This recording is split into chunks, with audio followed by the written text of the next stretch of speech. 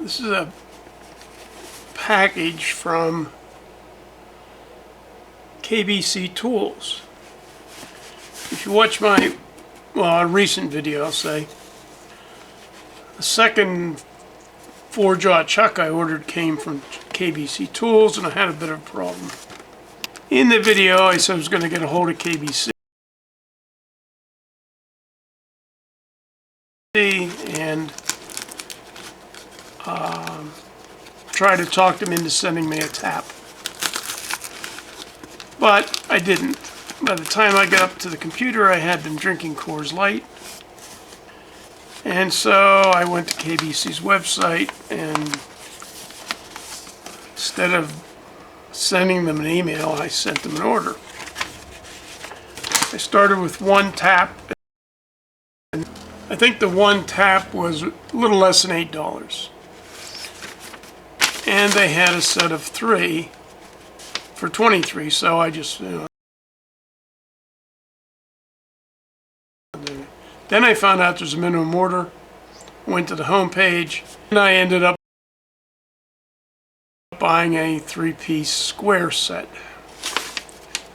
That's the problem with drinking beer. I think I ordered this Thursday. This is Monday.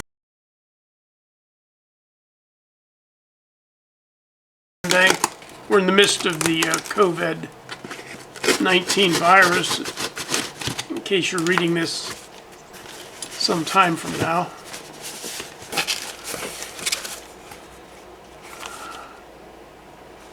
Still just a flyer.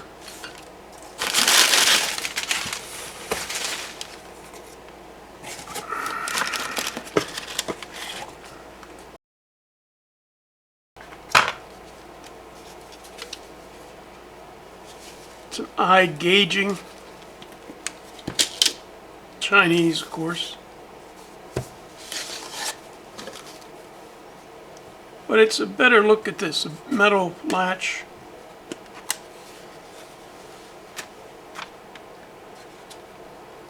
A hard foam lining.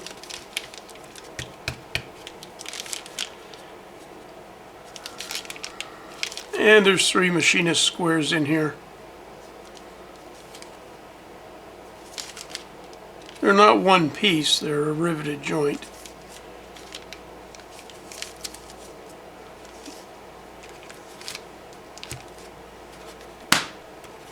Not a living hinge, a real hinge with that cost. They're $40 for this. The taps, these made in Bosnia and Bosnia.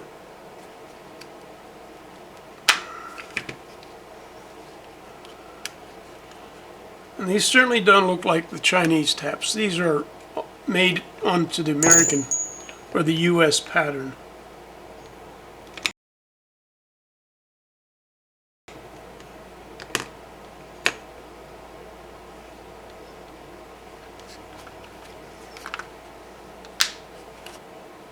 And the 3-piece tap set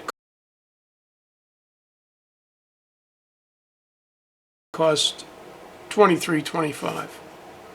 Onto the 4-jaw chuck upside down on the milling table, and I've arranged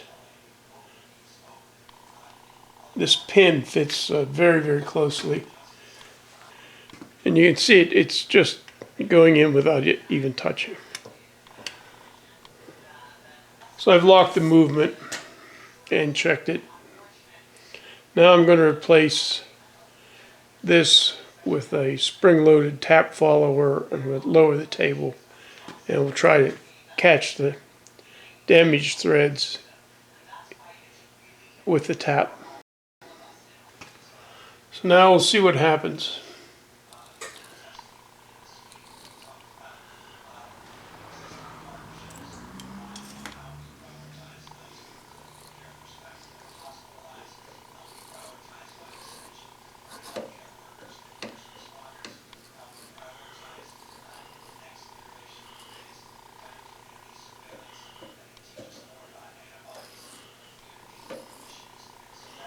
Well, that's all the deeper I'm going to get it with this stud back here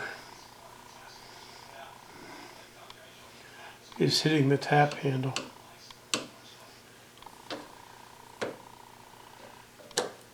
As you can see.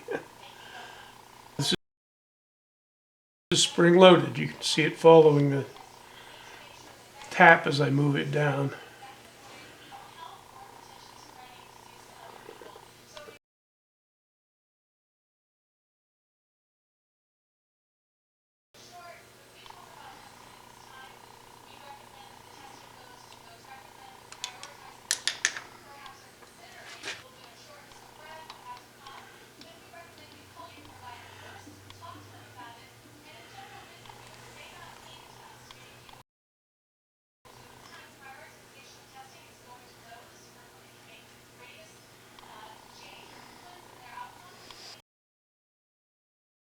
I might take this out, set it back on the workbench, and clean the hole out.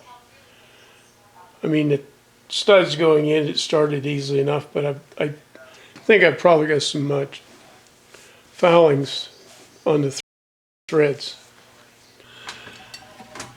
Well, let's see what this thing does.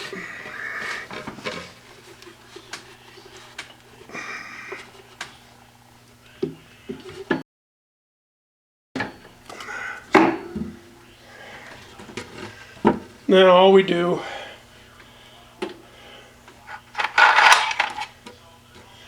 there's 3 cams. Okay, they turn this direction to lock.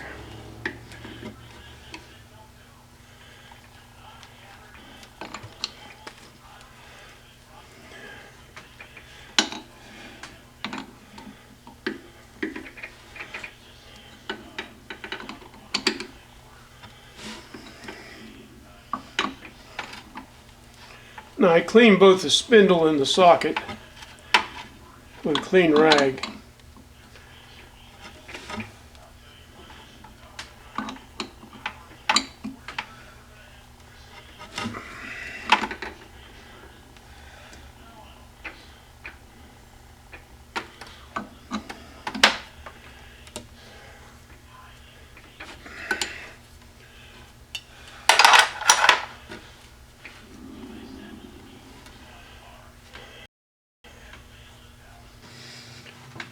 Put the hardened steel rod in. I indicated it, and you see it's not moving.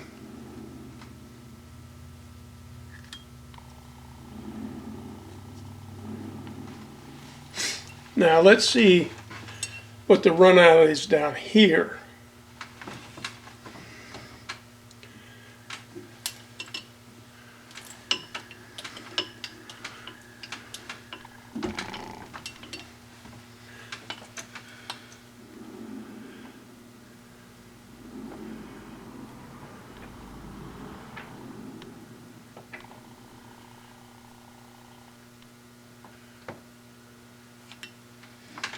Go back to where we were.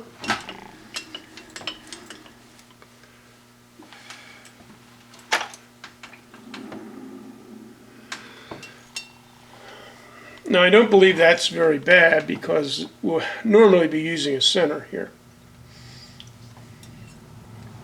But I was able to indicate it. Now I've moved the indicator to the outside of the chuck. Now because I didn't want it getting caught in these openings, leave it back there.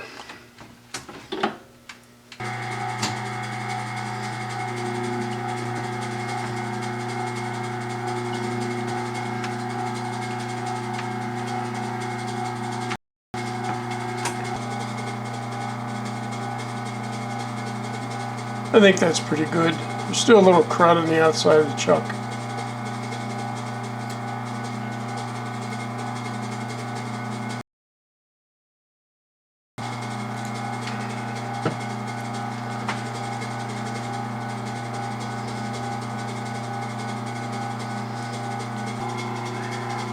So I'm quite satisfied with this chuck. Put some whey oil on the operating nuts and on the sides from the inside.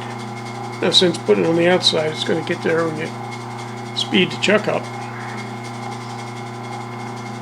And it distributed itself and splashed on my overhead light. But these operate smoothly now. The next thing I want to do, I have a 12 or 14 inch test bar. I mount it between centers.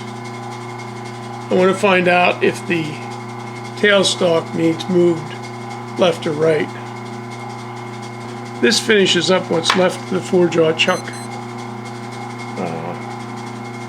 videos, although you'll be seeing me use this in a lot of videos. If you like machine shop videos, give me a thumbs up or subscribe to my site. Thank you.